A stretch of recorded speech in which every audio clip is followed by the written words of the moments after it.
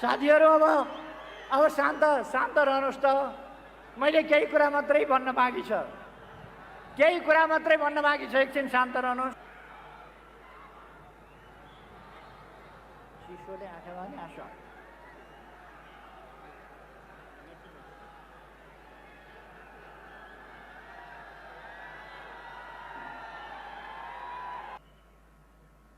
अघि नै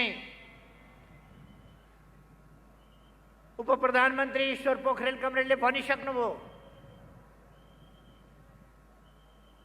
जुन क्षति भएको छ, सागसब्जी फ्याँकिएको छ, नोक्सान गरिएको छ गरिबको, त्यो गरिबको नोक्सान गरिएको कुरा सरकारले क्षतिपूर्ति दिन्छ। बदमासी उहाँहरू गर्नुहुन्छ, तर हामी उहाँहरूलाई क्षतिपूर्ति दिन्छौँ। गरिबको नोक्सान भएको कुरा सरकारले हेर्छ, सरकारले बिहोर्छ त्यो कुरा। ट्याक्सी इन्सुरेन्स गरेको होला, इन्सुरेन्सले तिर्छ र इन्सुरेन्सलाई हामी त्यो ट्याक्सीको क्षतिपूर्ति दिन लगाउँछौँ। भएन भने यस देशमा गरिबलाई हेर्ने, जनतालाई हेर्ने सरकार छ, जनतालाई माया गर्ने सरकार छ, गरिबलाई माया गर्ने सरकार छ, शान्तिलाई मन पराउने, शान्ति स्थापना गर्ने सरकार छ, शान्तिका लागि लड्ने सरकार छ। त्यसकारण जनता ढुक्क हुनुहोस्। हिजो तपाईहरुलाई आज यहाँ आउन नदिनका लागि हिजो नेपाल बन्द गरियो। नेपाल बन्द गरेर तर्साउन खोजियो। आज बाटामा खाल्टाहरू खनिए, कतिपय ठाउँमा बम राखेर अनि विप्लव लेख्ने काम हो।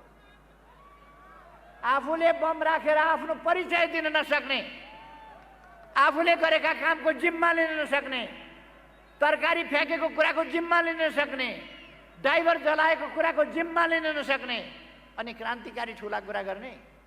आफूले गरेका कामको जिम्मा लिनुहोस् न, त्यो नलिने। तर उहाँहरूका प्रयासले रोकिने कुरा भएन। जब जनताको सागर उर्लिन्छ, जब जनता मनबाट सरिक हुन्छ, तब त्यस बेललाई कसैले सेक्न सक्दैन। आज त्यसै कारण इतिहासमा कहिल्यै नभएको, इतिहासकै सबभन्दा ठुलो जनसभा आज पहिलोपल्ट काठमाडौँमा भइरहेको छ। इतिहासकै सबभन्दा ठुलो जनसभा हो। म तपाईहरुलाई धन्यवाद भन्न चाहन्छु, तपाईहरुलाई सलाम भन्न चाहन्छु। तपाईहरुको यो चेतनालाई, यो सजगतालाई, भ्रम फिजाउने तत्त्वहरूका भ्रमहरूलाई चिरेर तपाईहरु जसरी स्पष्टताका साथ, दृढताका साथ यहाँ खडा हुनु भएको छ, यसलाई म सम्मान गर्न चाहन्छु। हामी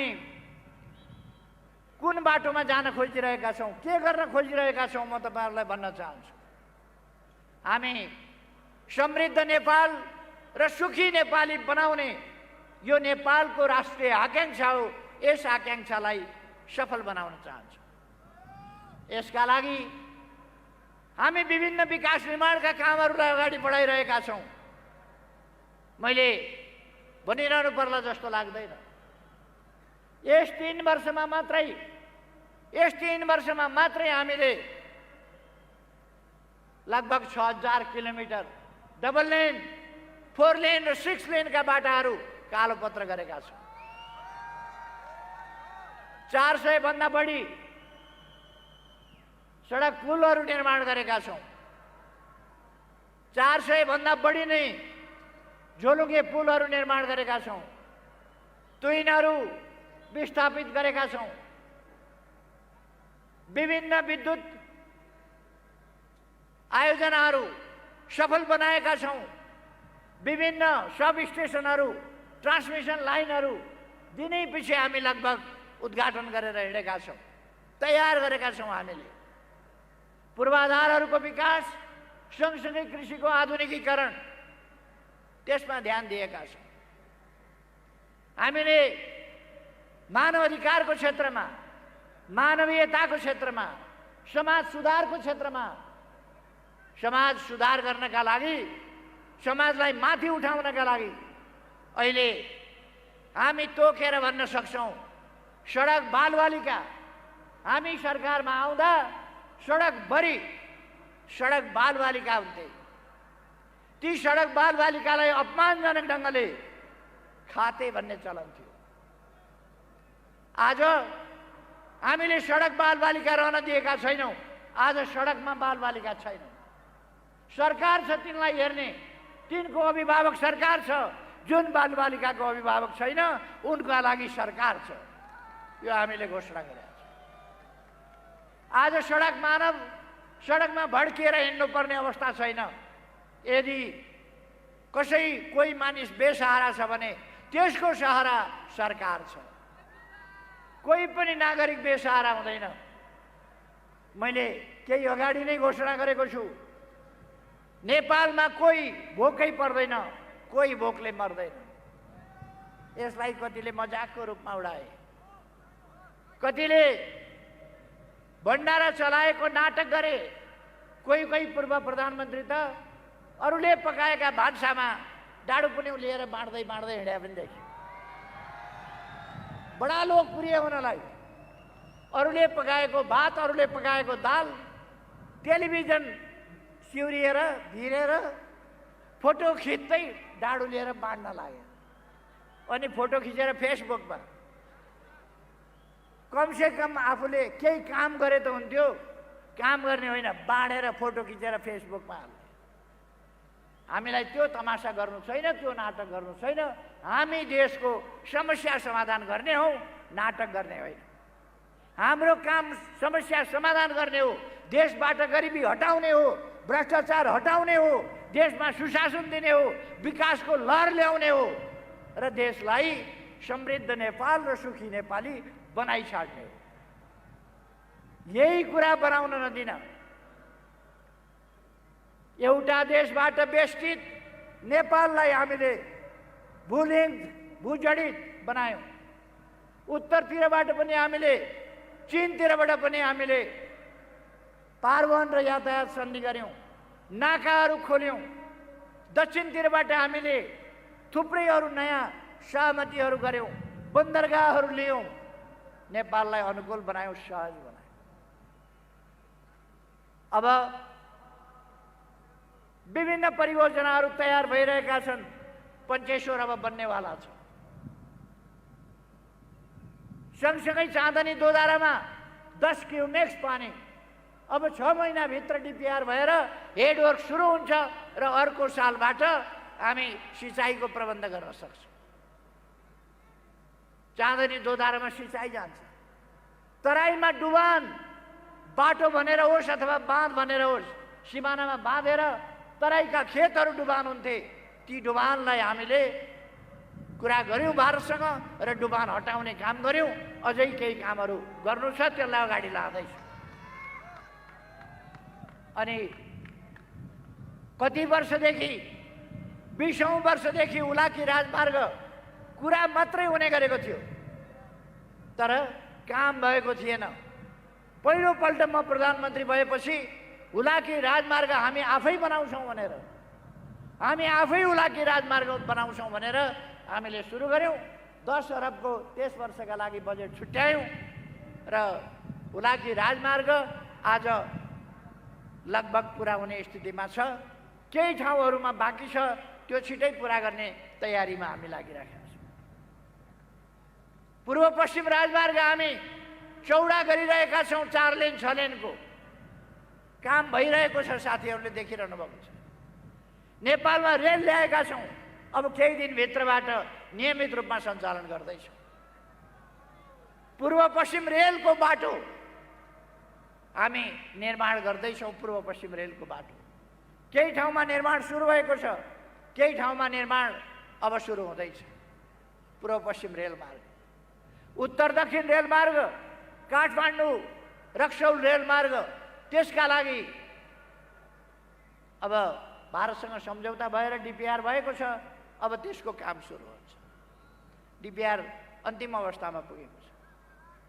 चीनतर्फ रेलमार्गको सम्बन्धमा हामीले सहमति गरेका छौँ।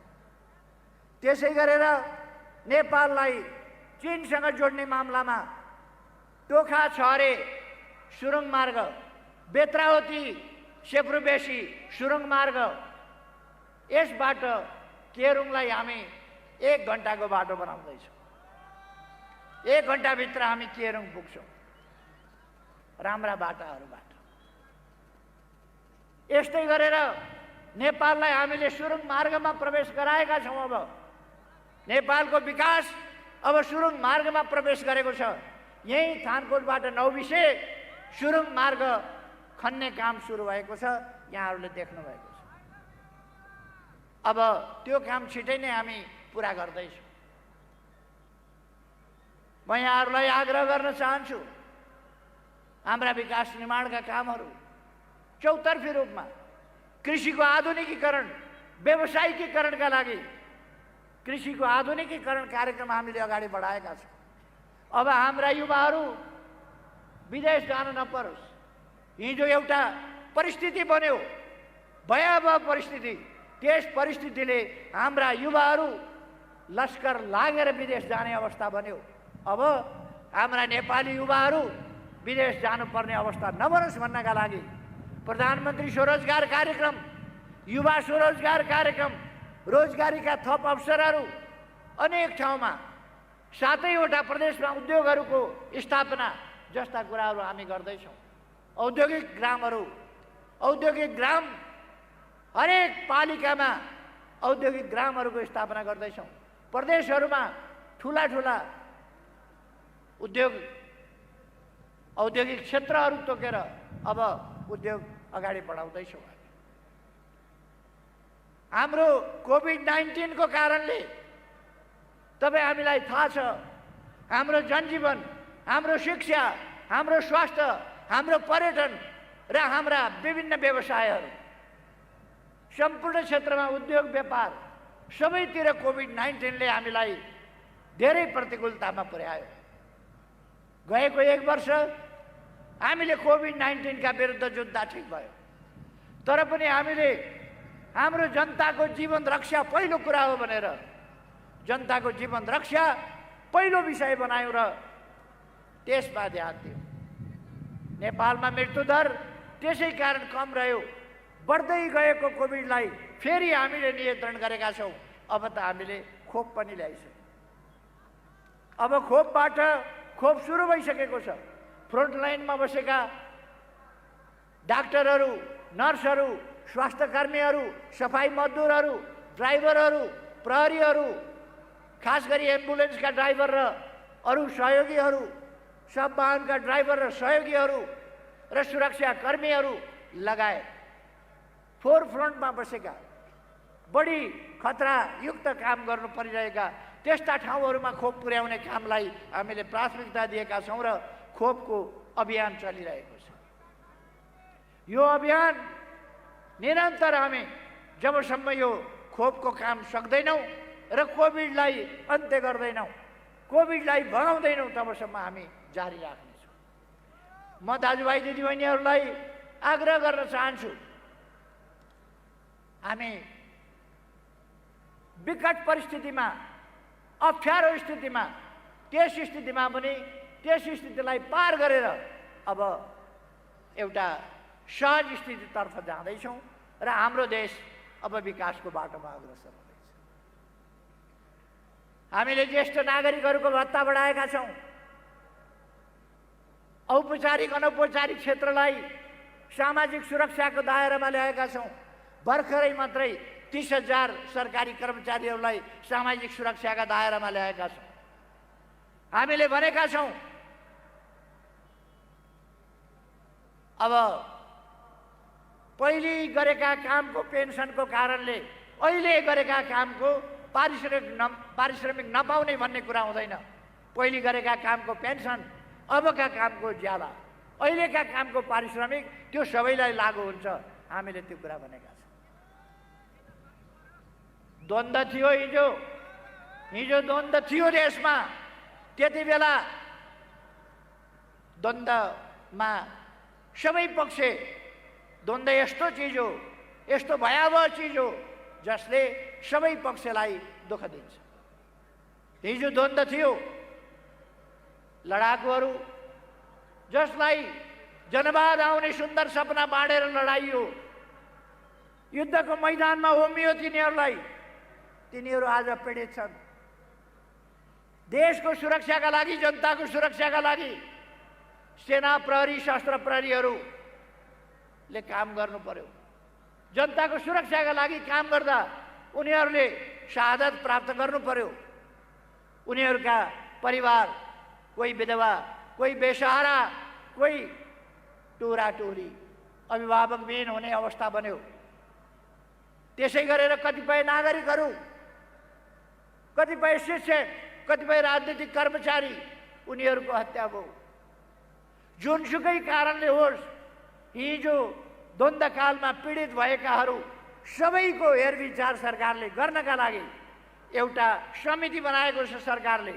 त्यसले अविलम्ब यस्ता कुराहरूको तथ्याङ्कहरू सङ्कलन गर्छ र सबैको हेरविचार गर्नेछ, उचित प्रबन्ध गर्नेछ। रोजगारीका अवसर, अनाथ भएका बालबालिकाहरूको शिक्षाको प्रबन्ध, घाइतेहरूको स्वास्थ्यको प्रबन्ध, यी कामहरू सरकारले गर्नेछ भनेर मैले पहिले नै भनिसकेको छु। म आग्रह गर्न चाहन्छु, त्यसकारण दाजुभाइ दिदीबहिनीहरू, तपाईँहरू अलमलमा पर्नु भएको छैन, खुसीको कुरा हो। अलमलमा परेकाहरूलाई पनि सम्झाएर बुझाएर अलमलबाट मुक्त गरेर देश निर्माणको यस महाअभियानमा सरिक गरौँ। हाम्रा राम्रा उद्देश्यहरू छन्। मैले एउटा अठोट लिएँ, देशलाई समृद्ध बनाइ छोड्ने, भ्रष्टाचार मुक्त बनाइ छोड्ने त्यो अभियान मैले लिएँ। त्यो अभियान लिएपछि त्यस अभियानलाई असफल पार्न, त्यो अभियानलाई बदनाम गर्ने, चरित्र हत्या गर्ने, जनतालाई गलत सूचना दिने र जनतालाई भ्रममा पारेर देशलाई अन्यत्र मोड्ने प्रयासहरू भए। जति बेला उत्तरतिरको बाटो पारवहन र यातायात सम्झौता मैले गरेँ, नाकाहरू खोले हो, त्यति बेला मलाई सरकारबाट पहिलोपल्ट हटाइयो। यसपल्ट जब नक्सा छापियो, जब संविधान संशोधन भयो, त्यसपछि तुरुन्तै मलाई सरकारबाट नहटाइ नहुने उत्पात मचिन थाल्यो। तपाईँहरूले देख्नु भएको छ। त्यसपछि उहाँहरू अचम्म त, उहाँहरू राष्ट्रवादको हाउभाउ गर्ने, राष्ट्रवादको नारा लाउने नकली काम थाल्नुभयो। काम गर्न दिनु भएन। तपाईँहरूले थाहा पाउनुभयो, काम गर्न दिनु भएन। 3 वर्षसम्म आयोगहरू बनेनन्। अहिले 2-4 जना मान्छे पार्टी छोडेर बाहिर गएपछि आयोगहरू बने। 3 वर्षमा आयोग बने। संविधानले आयोग बनाउने परिकल्पना गरेको, आदेश दिएको 5 वर्ष नागिसकेपछि 5.5 वर्षमा चुनाव भएको 3 वर्षपछि बल्ल आयोग बने, जब 2-4 जना मान्छे पार्टीबाट बाहिर गए। ती मान्छे छैनन्जेलसम्म हामीले आयोगहरू गठन गर्न सकेनौँ। महिला आयोग, दलित आयोग, मुस्लिम आयोग, मधेसी आयोग, जनजाति आयोग, समावेशी आयोग, विभिन्न आयोगहरू। मानवाधिकार आयोग रिक्त भयो, बनाउने स्थिति छैन। बल्ल केही मान्छेहरूले छोडे, आयोग बने। आयोग बनेकोमा कत्रो पीर, आयोग बनेको भोलिपल्ट नेपाल बन्द। कत्रो पीर। आयोग बन्नै नहुने, जनताको काम गर्नै नहुने, दलितको काम गर्नै नहुने, दलितका समस्या उठाउनै नहुने, मधेसी समस्या उठाउनै नहुने, मधेसीका नाउँमा राजनीति गर्ने, दलितका नाउँमा राजनीति गर्ने, पिछडिएका क्षेत्र वर्ग जनताका नाउँमा राजनीति गर्ने, तर त्यसका निम्ति काम गर्ने आयोग बन्न नदिने। कस्तो षड्यन्त्र! त्यस्ता षड्यन्त्रहरूलाई चिरेर हामीले आयोग बनायौँ। काम गर्न दिएन। बिचमा यहाँहरूलाई थाहा छ, काम गर्न दिएन। मैले धेरैपल्ट भने, यो सरकार 5 वर्षका लागि हो, 5 वर्ष चलाउँ। तर उहाँहरू केपी ओलीले हट्नुपर्छ, पार्टी फोड्नुपर्छ, केपी ओली हट्नुपर्छ, अनि जोडजाम गरेर विभिन्नसँग मोलतोल गरेर जसरी पनि केपी ओलीलाई हटाउनुपर्छ, देशलाई भड्गालामा हाल्नुपर्छ, त्यसलाई उहाँहरू स्थिरता भन्नुहुन्छ, त्यसलाई स्थायित्व भन्नुहुन्छ। के त्यो स्थायित्व हो र? उहाँहरू जनतालाई धोका दिँदै हुनुहुन्छ। आफ्नो महत्त्वाकांक्षाका लागि, आफ्नो स्वार्थका लागि, आफ्नो अहङ्कारका लागि, व्यक्तिगत अहङ्कारका लागि उहाँहरू यी सब काम गर्दै हुनुहुन्छ। जब उहाँहरूले सरकार चलाउन दिनु भएन, काम गर्न दिनु भएन, लोकतन्त्रलाई ठिक ढङ्गले चल्न दिनु भएन, संसदलाई ठिक ढङ्गले चल्न दिनु भएन, संसदलाई केही पनि काम गर्न नसक्ने पङ्गु अवस्थामा पुर्याउन थाल्नुभयो र फेरि पहिलेकै जस्तो किनबेचको राजनीति, पहिलेकै जस्तो समीकरणको राजनीति, भएको बहुमतको सरकार ढालेर अनि जोडजामको अस्थायित्व, अस्थिरता, त्यतापट्टिको राजनीति उहाँहरूले गर्न खोज्नुभयो। त्यसकारण मैले काम गर्नै नपाउने अवस्था भएपछि नेपाली जनताका बीचमा ताजा जनादेशका लागि जानु पर्यो। काम गर्न नदिने ठिक कि काम गर्न खोज्ने ठिक, तपाईँहरूले कसलाई साथ दिने फैसला दिनुहोस् भनेर मैले जनताका बीचमा जानु पर्यो। म यहाँहरूलाई प्रश्न गर्न चाहन्छु, अस्थिरताको राजनीतितर्फ नै हामी जाने कि चुनावतर्फ, जनताका बीचमा जाने कि अस्थिरतातर्फ जाने? म भन्न चाहन्छु अस्थिरतातर्फ होइन, चुनावतर्फ जाउँ। म सबै दाजुभाइ दिदीबहिनीहरूले एकपल्ट भनिदिनुहोस्, सबैले एकपल्ट, सिंहै काठमाडौँले, देशले सुन्ने गरी सबैले भनिदिनुहोस् एकपल्ट, अस्थिरता होइन, चुनावतर्फ जाउँ। अस्थिरता होइन, चुनाव चाहियो। अस्थिरता होइन, चुनाव चाहियो। जनता के भन्छ? जनता के भन्छ?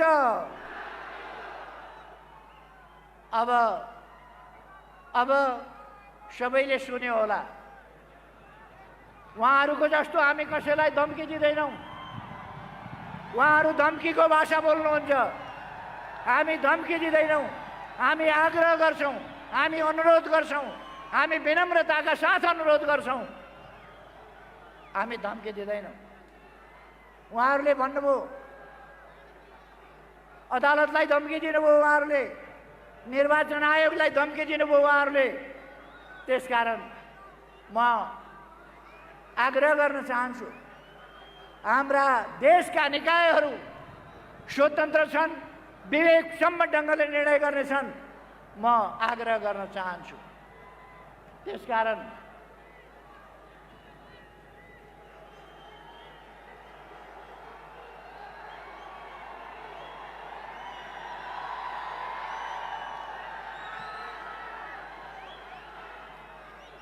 म आग्रह गर्न चाहन्छु, अब देश चुनावतर्फ गयो, देश चुनावतर्फ गयो।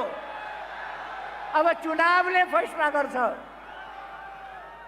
कसको सरकार बन्नुपर्छ, चुनावले फैसला गर्छ। त्यसकारण म भन्न चाहन्छु अब देश चुनावतिर गयो, चुनावले सबै कुराको फैसला गर्नेछ। निर्वाचन आयोगमा गएर निर्वाचन आयोगलाई निर्वाचनको तयारी नगर भन्ने, निर्वाचन नगर्नु चाहिँ लोकतन्त्र अरे। निर्वाचन हुने भयो भने निर्वाचन हुँदा देश सङ्कटमा पर्छ अरे। निर्वाचनबाट देश सङ्कटमा पर्छ। जनताले अभिमत प्रकट गर्दा, जनताले सरकार छान्दा, जनताले आफ्नो फैसला दिएर त्यो फैसला अनुसार देश अगाडि बढ्दा देश सङ्कटमा पर्छ। केही मान्छेहरूले कुनामा बसेर षड्यन्त्र गरेर अरूका लागि काम गर्दा देश सङ्कटमा पर्ने हो। देशलाई सङ्कटमा पर्न दिनु हुँदैन। अब नेपाली जनताको चेतनाको स्तर यति माथि उठेको छ, यति सजगता नेपाली जनतामा आएको छ। अब कसैले पनि लोकतन्त्र खोज्न सक्दैन। नेपालमा लोकतन्त्र मासिन सक्दैन। लोकतन्त्रको भविष्य उज्जवल छ, लोकतन्त्र सुदृढ छ, किनभने नेपाली जनता सचेत छ। अब नेपाली जनता सचेत छ, या कसैले कुनै हिसाबले पनि लोकतन्त्रलाई केही गर्छु भनेर नचिताए हुन्छ, लोकतन्त्रतर्फ कर्के आँखा नलगाए हुन्छ, कसैले प्रतिगमन नसोचे पनि हुन्छ। यो देश अब अघि बढ्यो।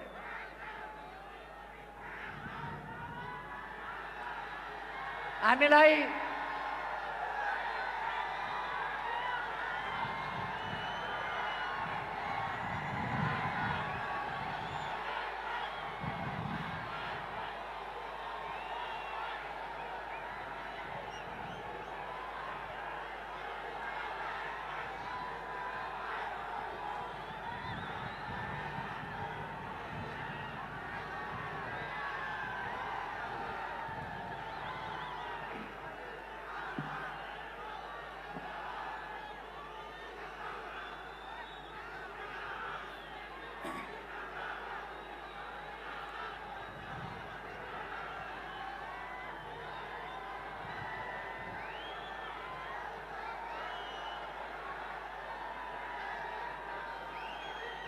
साथीहरू अब शान्त रहनुहोस् त।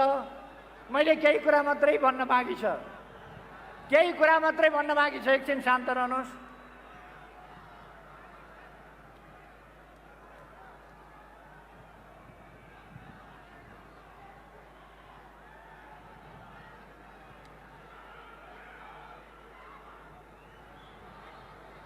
चिसोले आँखामा नि आँसु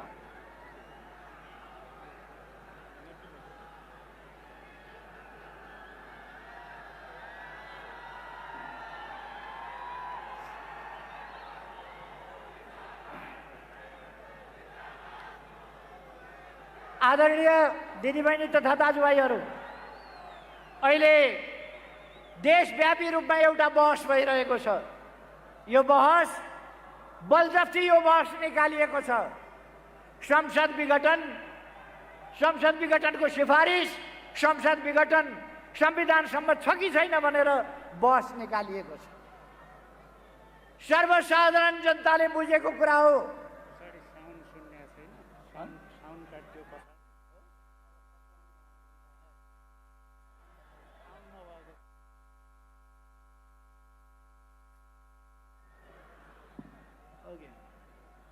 यो विवाद संसद विघटन गर्नु संवैधानिक छ कि छैन, चुनाव हुनुहुन्छ कि हुँदैन, चुनावबाट स्थिरता कि अस्थिरता के आउँछ आदि कुराहरूको बहस भइरहेको छ। म भन्न चाहन्छु, संसदीय प्रणालीमा प्रधानमन्त्रीले काम गर्न नदिने अवस्था भयो भने, नपाउने अवस्था भयो भने संसद विघटन गर्छ। बेलायतमा लिखित संविधान छैन अथवा त्यहाँ प्रधानमन्त्रीले संसद विघटन गर्ने लेखेको छैन, लेखेकै छैन कतै प्रकारान्तरले पनि। तर प्रधानमन्त्रीले अस्ति भर्खर संसद विघटन गरेर चुनाव गराउनु भयो। यसरी प्रधानमन्त्रीले संसद विघटन गर्छ, काम गर्न दिएन भने ताजा जनादेश लिन पर्दछ। हाम्रै बलमा संसदमा आएर हामीलाई नै काम गर्न नदिने, हामीलाई नै काम गर्न व्यवधान गर्ने अनि सरकारले काम गरेन भनेर आलोचना गर्ने, त्यस प्रकारको प्रवृत्तिको जवाब हामीले चुनावबाट खोज्नु पर्दछ, जनताको ताजा जनादेशबाट खोज्नु पर्दछ। म नेपाली सम्पूर्ण दिदीबहिनी दाजुभाइहरूलाई, नेपाली युवाहरूलाई, नयाँ पिँढीका भाइ बहिनीहरूलाई आग्रह गर्न चाहन्छु, भविष्य तपाईहरूको हो। तपाईँहरूले कुनै पनि नाटकबाजहरूका नाटकका भ्रममा परेर तिनका छली कुराका भ्रममा परेर देशलाई गलत बाटोमा जान दिन हुँदैन।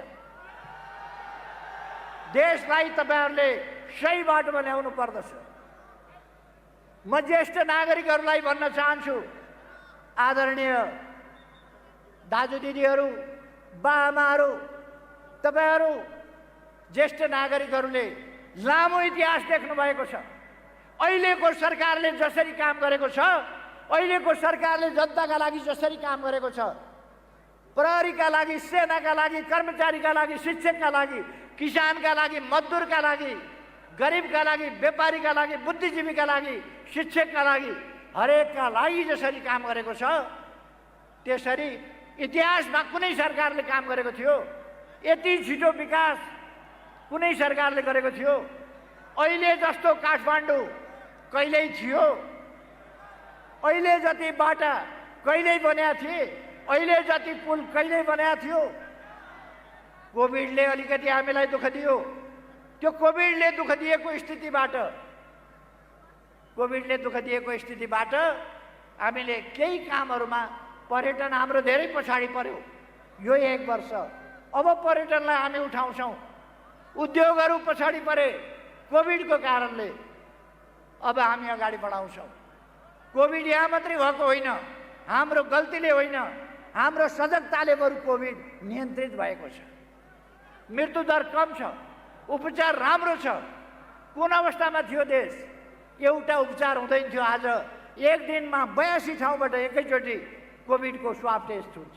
82 ठाउँबाट, 300 भन्दा बढी ठाउँबाट आज हामी भ्याक्सिन दिइरहेका छौं। एकै दिनमा 309 वटा अस्पताल एकै दिनमा हामीले शिलान्यास गर्यौं। साथीहरूलाई थाहा छ, हिजो दाना कुस्माको ट्रान्समिसन लाइन र त्यहाँको सब स्टेशनको उद्घाटन भयो।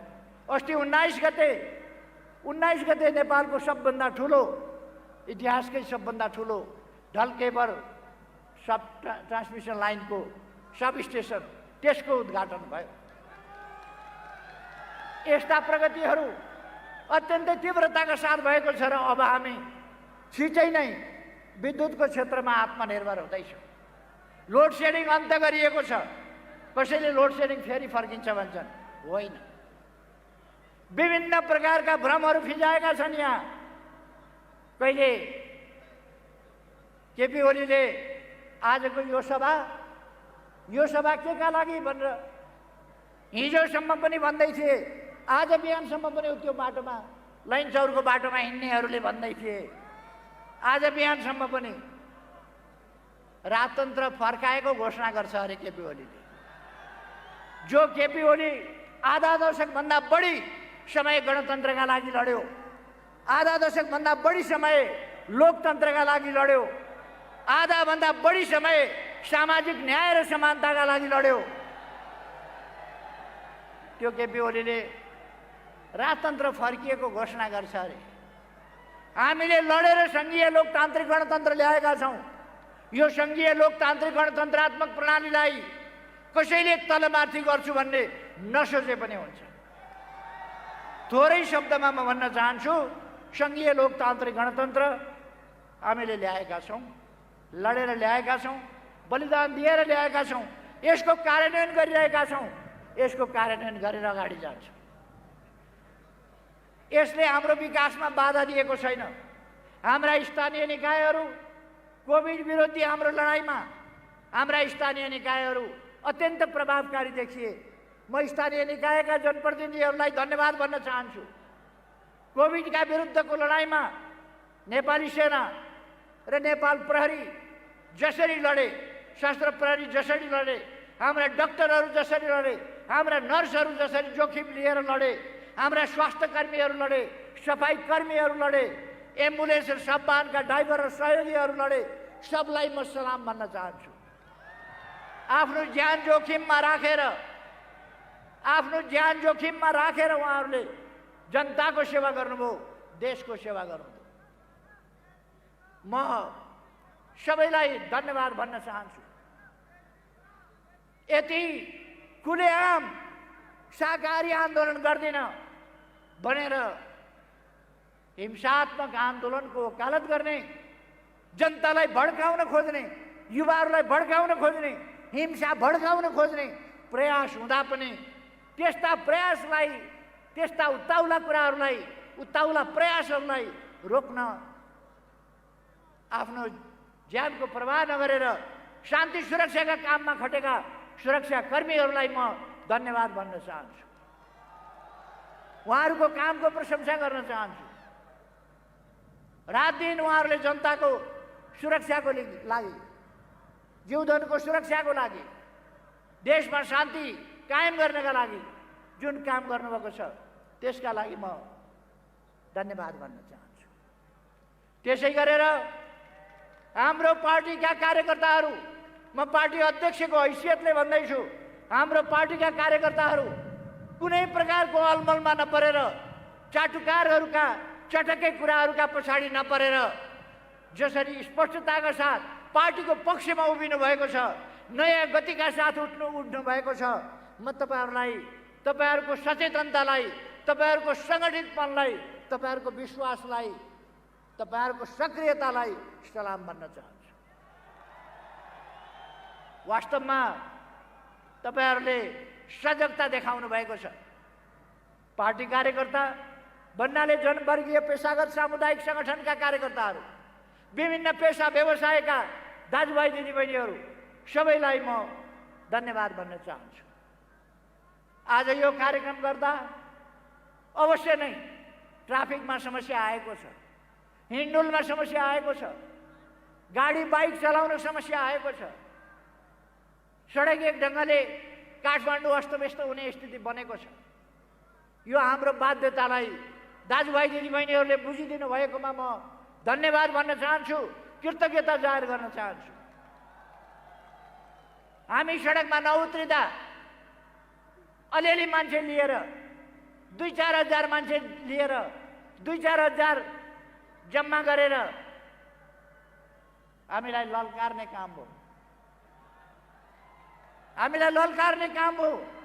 2-4 हजार मान्छे लिएर केपी ओली यहाँ आऊ, हेर को हो पार्टी, कुन मूल पार्टी भनेर ललकार्ने काम हो। हामीले त्यसकारण सडकमा आउनु पर्यो। म तपाईहरूलाई धन्यवाद दिन चाहन्छु। यसरी सडकमा हाम्रो आह्वानमा उत्रिनु भएकोमा तपाईहरूलाई धन्यवाद दिन चाहन्छु। सम्पूर्ण दाजुभाइ दिदीबहिनीहरूलाई धन्यवाद भन्न चाहन्छु।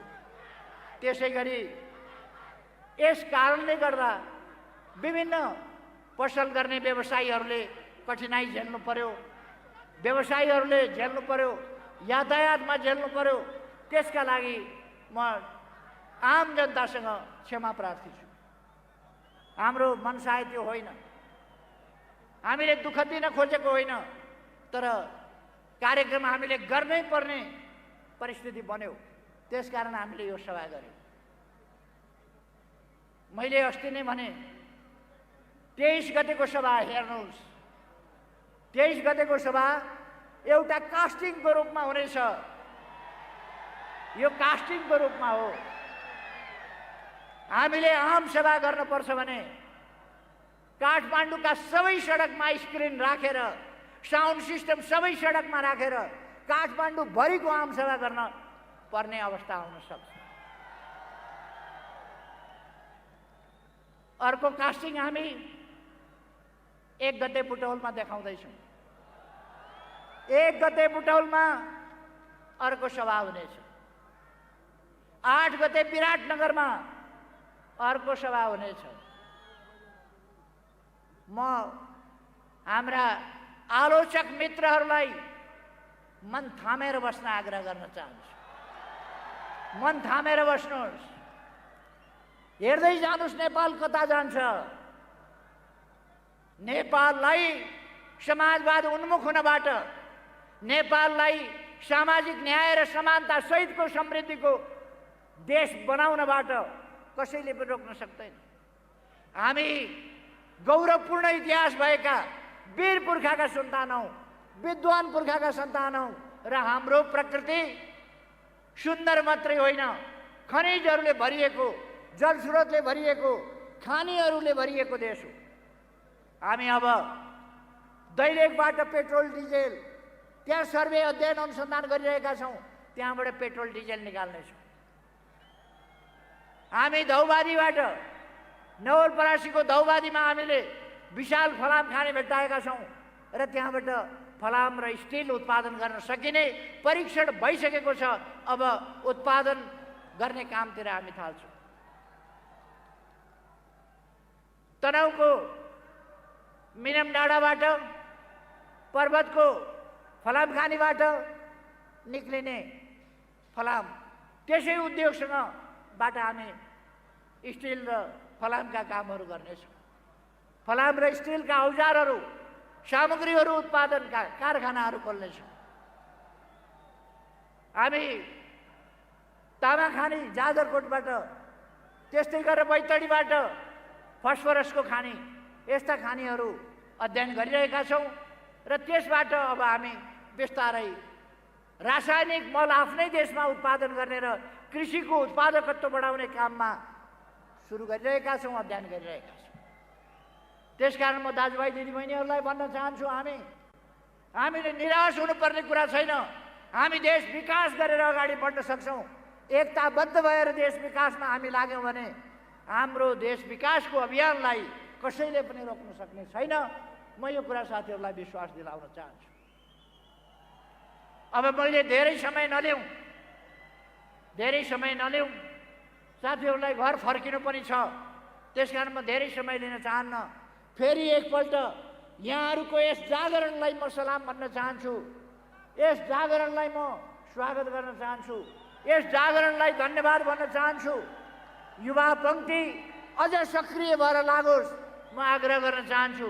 कार्यकर्ता पङ्क्ति सक्रिय भएर लागोस् म आग्रह गर्न चाहन्छु। नवयुवा विद्यार्थीहरू अझ सक्रिय भएर आत्मविश्वासका साथ लाग्नुहोस् म तपाईहरुलाई आग्रह गर्न चाहन्छु। र यस सहभागिताको लागि म तपाईहरु सबैप्रति आभार व्यक्त गर्न चाहन्छु र सञ्चारकर्मी मित्रहरू, मिडिया र अरू तमाम यस सभालाई सफल पार्न क्रियाशील हुनुभएका सबै महानुभावहरूमा पार्टीको तर्फबाट हार्दिक धन्यवाद ज्ञापन गर्दै म आफ्नो भनाइ यहीँ टुङ्ग्याउँछु। धन्यवाद सबैलाई। मात्रै हामीले संविधानको रक्षा गर्न सकिन्छ। हामीले जनता लाखौं करोडौं जनतालाई परिचालन गरेर मात्रै हामीले हाम्रो नेतृत्वको यो व्यवस्थाको र राजनीतिक उपलब्धिहरूको रक्षा गर्न सकिन्छ। यही उद्देश्यका साथ हामीले एउटा नयाँ आन्दोलनको सुरुवात गरेका हौं। यसलाई हामीले आम निर्वाचनको माध्यमबाट यो आन्दोलनलाई हामीले अगाडि बढाएका छौं। हामीले यसको सुरुवात गरेका छौं। आदरणीय जनसमुदायहरू, प्रतिगामी अवसरवादी तत्त्वहरूले नेतृत्वलाई विस्थापित गर्नको निम्ति सबै प्रकारका षड्यन्त्रहरू, सबै प्रकारका भ्रमहरूको सहारा लिँदै गइरहेका छन्। तपाईँ हामीले देखिरहेका छौं। यदि नेतृत्वले, राजनीतिक नेतृत्वले आत्मसमर्पण गर्दैन, स्वेच्छाले राजीनामा गर्दैन भने त्यसलाई चाहिँ षड्यन्त्रमूलक ढङ्गले त्यसलाई विस्थापित गरिनेछ। मांसाहारी आन्दोलन गरेर, मांसाहारी तरिकाद्वारा चाहिँ नेतृत्वलाई चाहिँ अब्दस्त गरिनेछ भन्ने घोषणा गर्दै हिँडेका छन्। म यो ऐतिहासिक जनसभा मार्फतबाट तिनीहरूलाई के भन्न चाहन्छु भने ती मांसाहारी आन्दोलन गर्नेहरूलाई हाम्रो संविधानले, हाम्रो कानुनले त्यसलाई अपराध घोषित गरिएको छ र ती अपराध गर्नेहरूलाई, ती मांसाहारी आन्दोलन गर्नेहरूलाई जाउला खेलको जूमा लगेर हामीले बन्द गरिनेछ।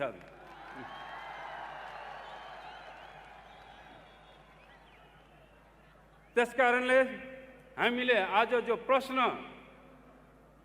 देशको सामान्य जुन उपस्थित भएको छ, जो असाधारण परिस्थिति जो उत्पन्न भएको छ, त्यसलाई अब आन्दोलनले मात्रै, जनताले मात्रै यो परिस्थितिलाई फेरि एउटा सामान्य अवस्थामा ल्याउन सक्छन्।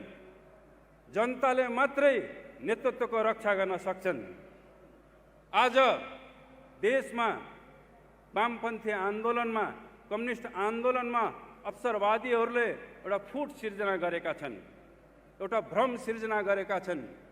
अब फेरि कम्युनिस्ट आन्दोलनलाई, वामपन्थी आन्दोलनलाई एकजुट गर्नको निम्ति त्यो जनताले मात्र सक्छन्। त्यसकारणले हामी जनतामा गएर फेरि एउटा नयाँ ध्रुवीकरण, एउटा नयाँ एकीकरण, वामपन्थी आन्दोलनको फेरि नयाँ ढङ्गको एउटा पुनर्गठन र कम्युनिस्ट पार्टीमा, कम्युनिस्ट आन्दोलनमा जुन अवसरवाद देखा परेको छ त्यसको नयाँ ढङ्गले एउटा शुद्धिकरण, एउटा अभियान पनि हो।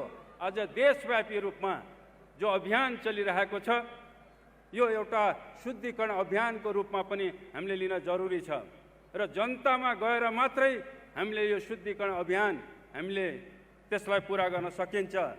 त्यसका आदरणीय जनसमुदायहरू, आज सिङ्गो देश फेरि एउटा आन्दोलनमा हुम्मिएको छ, एउटा निर्वाचनमा हुम्मिएको छ। निर्वाचन, आगामी निर्वाचन एउटा आन्दोलन हो, एउटा ऐतिहासिक आन्दोलनको रूपमा यसलाई बुझ्न जरुरी छ। यो आन्दोलनले हाम्रो नेतृत्वको रक्षा गर्नेछ, देशमा राजनीतिक स्थायित्व चाहिँ त्यसले कायम गर्नेछ, देशलाई फेरि समाजवादको दिशामा, समृद्धिको दिशामा अगाडि बढाउनेछ। त्यसकारणले आज यो ऐतिहासिक जनसभा मार्फत लाखौँ जनताहरू जो हामी उपस्थित भएका छौँ, आज हामीले एउटा नयाँ सङ्कल्प गर्ने यो दिन पनि हो। यो एउटा त्यस्तो ऐतिहासिक क्षण पनि हो कि हामीले यो ऐतिहासिक जनसभा मार्फतबाट हामी ऐतिहासिक जनआन्दोलनलाई विजयसम्म पुर्याउनेछौँ। आगामी निर्वाचनमा हामीले अग्रगामी शक्तिहरूलाई विजय बनाउनेछौँ। फेरि यो देशको नेतृत्व गर्ने जिम्मा, यो देशको विकास गर्ने जिम्मा नेकपालाई दिनेछौँ। यो सङ्कल्प गर्ने यो एउटा ऐतिहासिक दिन पनि हो। आदरणीय जनसमुदायहरू, अन्तिममा म आजको यस ऐतिहासिक जनसभाको माध्यमबाट आज हामीले नारायणी हिटी दरबारको प्राङ्गणमा यो ऐतिहासिक जनसभा हामीले जो गरिरहेका छौँ यसले एउटा नयाँ सन्देश दिएको छ। यसले हामी गणतन्त्रको रक्षा गर्न प्रतिबद्ध छौँ। यो सन्देश चाहिँ आजको यो ऐतिहासिक जनसभाले दिएको छ। आज अवसरवादीहरूले एउटा भ्रम सिर्जना गर्न खोजिरहेका छन् कि अहिलेको नेतृत्वले देशलाई फेरि प्रतिगमनतिर चाहिँ धकेल्न लगिरहेको छ। त्यसकारणले नारायण हिटीको अगाडि यो सभाको आयोजना गरिएको छ। यो ठिक उल्टो हो। आदरणीय जनसमुदायहरू, हामीले गणतन्त्रको रक्षाको निम्ति यो प्राङ्गणमा हामीले जनसभा गरेका हौँ। राजतन्त्रको स्थापना होइन, गणतन्त्रको चाहिँ रक्षा र त्यसको सुदृढीकरणको निम्ति यो जनसभाको आयोजना गरिएको हो। आदरणीय जनसमुदायहरू, म अन्तिममा फेरि पनि यो ऐतिहासिक जनसभाको माध्यमबाट ती फुटवादी, ती गुटवादी सबै तत्त्वहरूलाई म चेतावनी दिन चाहन्छु। उहाँहरूले जुन एउटा मांसाहारी आन्दोलन गर्ने जो दुस्साहस, जो अपराध गर्दै हुनुहुन्छ त्यसमा सचेत हुनको लागि म आग्रह गर्दै म आफ्नो कुरो यहीँ टुङ्गाउँछु। धन्यवाद।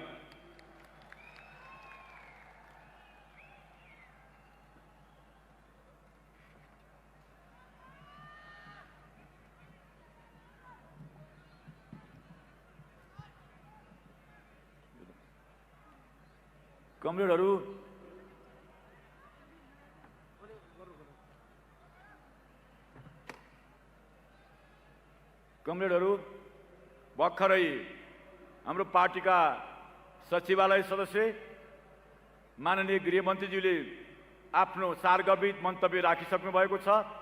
हो, कसैलाई भ्रम छ अहिले पनि नारायणहीटीभित्र राजतन्त्र छ भनेर भ्रम पाल्नु पर्दैन। नारायणहीटीभित्र राष्ट्रिय सङ्ग्रहालय छ जहाँ नेपालीको मात्र होइन सिङ्गो अन्तर्राष्ट्रिय जगतको मानिसको पहुँच पुग्ने गर्छ। हो, त्यही नारायणहीटीको अगाडि हामीले आमसभा गर्दैछौँ।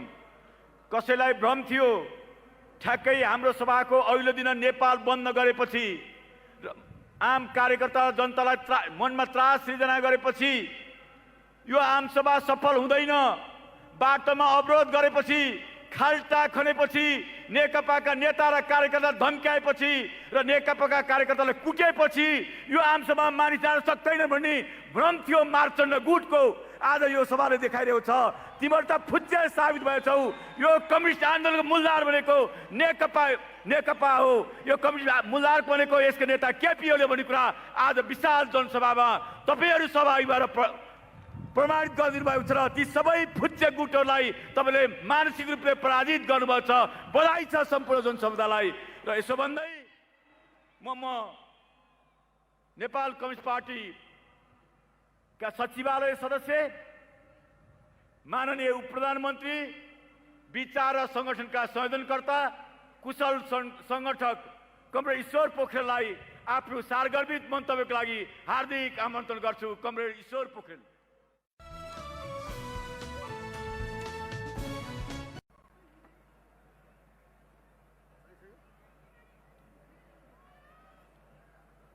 राजनीतिक स्थायित्वको पक्षमा दृढतापूर्वक उभिँदै आउनुभएका आदरणीय दाजुभाइ दिदीबहिनीहरू, यहाँहरू सबैलाई त्यसको पक्षमा दृढतापूर्वक उभिनु भएकोमा म सर्वप्रथम हार्दिक अभिवादन व्यक्त गर्न चाहन्छु, लाल सलाम व्यक्त गर्न चाहन्छु।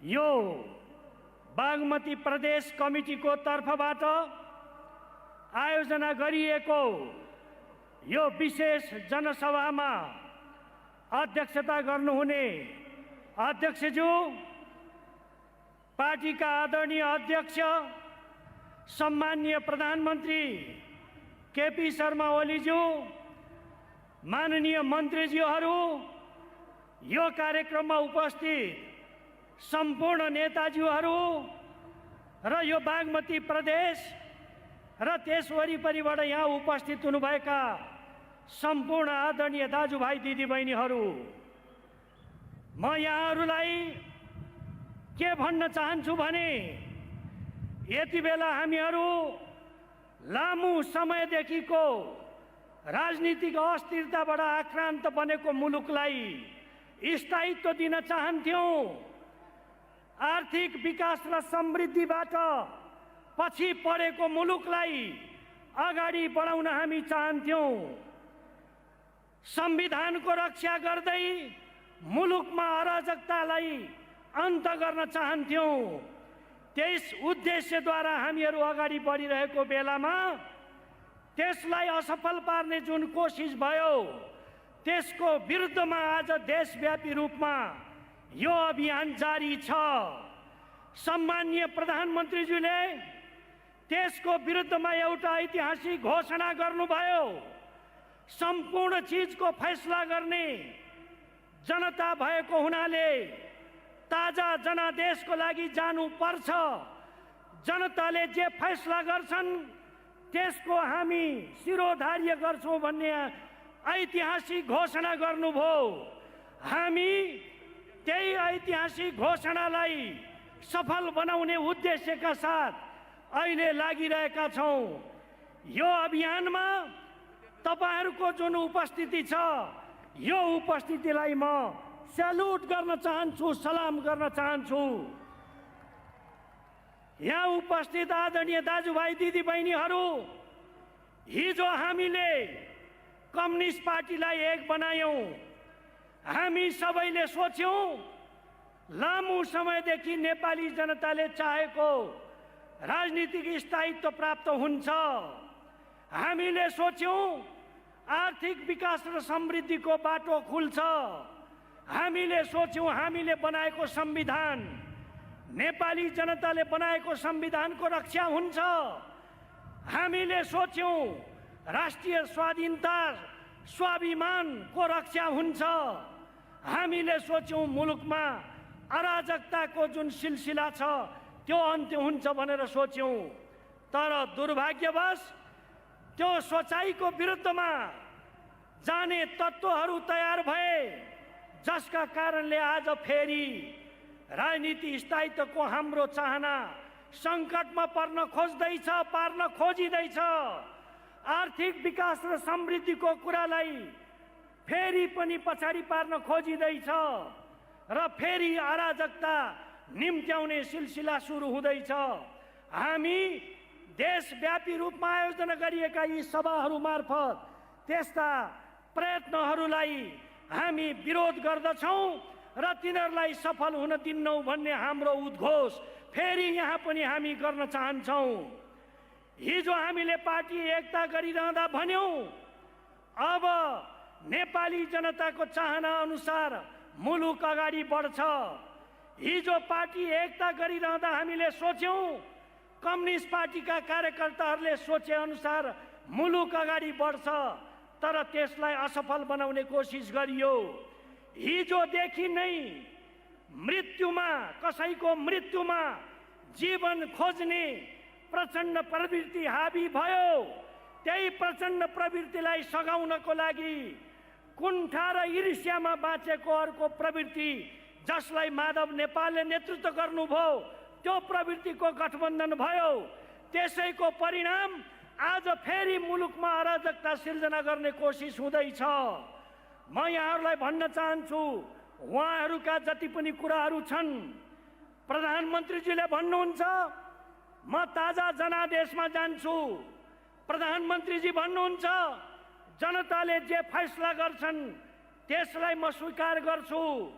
प्रधानमन्त्रीजी भन्नुहुन्छ जनताभन्दा ठुलाहरू न्यायाधीश हुन सक्दैनन्। उहाँहरू त्यसलाई स्वीकार गरिरहनु भएको छैन। उहाँहरू निर्वाचन आयोगमा गएर धम्की दिनुहुन्छ, खबरदार चुनाव गराउला। निर्वाचन आयोगमा गएर उहाँ धम्की दिनुहुन्छ, निर्वाचनको कार्यक्रम घोषणा गरौला। यो संविधान विरोधी कुरा हो कि होइन? लोकतन्त्र विरोधी कुरा हो कि होइन? यो चिजको विरोध र भण्डाफोर गर्नुपर्ने जरुरत छ। म यहाँहरूलाई निवेदन गर्न चाहन्छु, हामी ताजा जनादेशमा गएर जनताले जे भन्छन्, जनताले जे निर्णय दिन्छन् त्यसलाई स्वीकार गर्न चाहन्छौँ। यो अवस्था ल्याउनुमा प्रधानमन्त्रीजीले हिजो निर्वाचनको बेलामा जनतासित जे शपथ लिनुभएको थियो, जे सङ्कल्प गर्नुभएको थियो, त्यही सङ्कल्प पुरा गर्न खोज्दा उहाँहरूले त्यसलाई दिनु भएन। उहाँहरू 5 वर्षको लागि निर्वाचित भएको प्रधानमन्त्रीलाई बीचमै धक्का दिएर हटाउन खोज्ने, यस्तो दुष्प्रयत्न गर्ने, हिजो महाधिवेशनबाट निर्वाचित भएको पार्टी अध्यक्षलाई फेरि महाधिवेशन नगरी बीचबाटै हटाउन खोज्ने, यस खालका कुराहरू उहाँहरूले अगाडि बढाउनु भयो। जुन कुरा सम्पूर्ण कम्युनिस्ट पार्टीका कार्यकर्ताहरू, आम जनताले त्यसलाई रुचाएनन्, रुचाउँदैनन्। म यहाँहरूलाई यो सभा मार्फत ती व्यक्तिहरूलाई भन्न चाहन्छु, उहाँहरूले जुन अराजकता सिर्जना गर्न खोज्नुभयो, कम्युनिस्ट पार्टीलाई धराशायी बनाउन खोज्नुभयो, आर्थिक विकास र समृद्धिको अभियानलाई जुन किसिमले कमजोर बनाउन खोज्नुभयो, कुनै पनि हालतमा सफल हुने छैन। हामी सफल हुन दिने छैनौँ। त्यो पराजित हुनु अवश्यम्भावी छ। म यहाँहरूलाई भन्न चाहन्छु, यहाँहरू समक्षमा हाम्रो अठोट दोहोऱ्याउन चाहन्छु, सङ्कल्प दोहोऱ्याउन चाहन्छु। जस्ता सुकै प्रतिकूलता आए पनि ती प्रतिकूलताहरूसित जुधेर हामीहरू मुलुकमा राजनीति स्थायित्वको लागि लागिरहनेछौँ। प्रधानमन्त्री केपी ओलीले जुन अठोट र सङ्कल्प गर्नुभएको छ, त्यो अठोट र सङ्कल्प अनुसार हामीहरू मुलुकमा राजनीति स्थायित्वको कुरालाई निरन्तरता दिइरहनेछौँ। त्यो अभियानमा हामी किञ्चित मात्रै पनि पछि हट्ने छैनौँ। यो सँगसँगै आज प्रधानमन्त्री केपी ओलीले आर्थिक विकास र समृद्धिको जुन सपना देख्नु भएको छ, जुन अभियान चलाउनु भएको छ, त्यो अभियानलाई हामीहरू निरन्तरता दिन्छौँ। संविधानको रक्षा, संविधानले व्यवस्था गरेका चिजहरूको रक्षाको लागि हामीहरू निरन्तर लागिरहनेछौँ। मुलुकको राष्ट्रिय स्वाधीनता, स्वाभिमान, स्वतन्त्रता र अखण्डताको रक्षाको लागि हामीहरू लागिरहनेछौँ। हाम्रो यो सबैको उद्देश्य भनेको के हो भने समृद्ध नेपाल, सुखी नेपाली बनाउने जुन राष्ट्रिय सङ्कल्प हो, यो सङ्कल्पलाई पुरा गराउने हाम्रो उद्देश्य हो। यो उद्देश्यमा हामीहरू लागिरहनेछौँ। तपाईहरूलाई म यही कुरा बताउन चाहन्छु। अहिले राष्ट्रिय एउटा अभियान, यो देशव्यापी रूपमा आम हडताल भनेर अहिले नेपाल बन्द गराउने जुन कुरा भयो, यो मञ्च मार्फत म त्यो नेपाल बन्द गराउने जनविरोधी कुराको म विरोध गर्न चाहन्छु र हिजो नेपाल बन्दको नाममा जनतालाई जुन किसिमले दुःख दिने कुरा भयो त्यसको निन्दा र भर्त्सना गर्न चाहन्छु। म सरकारको मन्त्रीको नाताले तपाईहरु समक्ष भन्न चाहन्छु, हिजो आन्दोलनको नाममा अराजकता सिर्जना गर्नेहरूले श्रमजीवीहरूलाई जुन किसिमले दुःख दिए, हिजो एउटा ट्याक्सी चालक जसले जसोतसो ट्याक्सी चलाएर गुजारा गर्नुभएको थियो, उहाँमाथि जुन किसिमले साङ्घातिक हमला गरियो, उहाँको ट्याक्सीमाथि तोडफोड र आगजनी गरियो। म यही सभा मार्फत भन्न चाहन्छु, केपी ओलीको नेतृत्वको सरकारले त्यो सम्पूर्ण क्षतिपूर्ति गर्नेछ र त्यो क्षतिलाई पुर्ताल गर्नेछ, यो कुरा पनि म भन्न चाहन्छु। सँगसँगै हिजो ती आततायीहरूको तर्फबाट जनतालाई दुःख दिने, जनतालाई लुट्ने, अप्ठ्यारो पार्ने जे काम भयो, त्यो सम्पूर्ण क्षतिको पनि हामी त्यसको सरकारले हामी क्षतिपूर्ति गर्नेछौँ, यो चिज पनि म भन्न चाहन्छु। यो सँगसँगै मैले यहाँ उपस्थित भएको दाजुभाइ दिदीबहिनीहरूलाई भन्न चाहन्छु, हाम्रो लडाईँ अराजकताको विरुद्धमा हो। हाम्रो लडाईँ मुलुकलाई राजनीति अस्थिरतातर्फ लैजान चाहने दुष्प्रयत्नको विरुद्धमा हो। हाम्रो लडाईँ आर्थिक विकास र समृद्धितर्फ मुलुकलाई लैजान नचाहने, बर्बाद बनाउन चाहनेको विरुद्धमा हो। हाम्रो लडाईँ भनेको राष्ट्रको स्वाभिमान, स्वतन्त्रता, अखण्डताको रक्षा गर्नको लागि हो। हामी यो लडाईँ कुनै पनि बेलामा हामी कमजोर हुन दिन्नौँ। यो लडाईँको झण्डालाई हामी कहिले पनि झुक्न दिने छैनौँ। कमरेड केपी ओलीको नेतृत्वमा, सम्माननीय प्रधानमन्त्री केपी ओलीको नेतृत्वमा सञ्चालन भएको यी उद्देश्य प्राप्तिको लडाईँ हाम्रो जारी रहनेछ। यो लडाईँलाई कुनै पनि हालतमा हामी कमजोर हुन दिन्नौँ। आजको यो उपस्थिति त्यही अठोट र सङ्कल्पको एउटा प्रतीक हो, त्यसको सन्देश हो। म यहाँहरू सबैलाई त्यस हिसाबले पनि धन्यवाद भन्न चाहन्छु। अहिले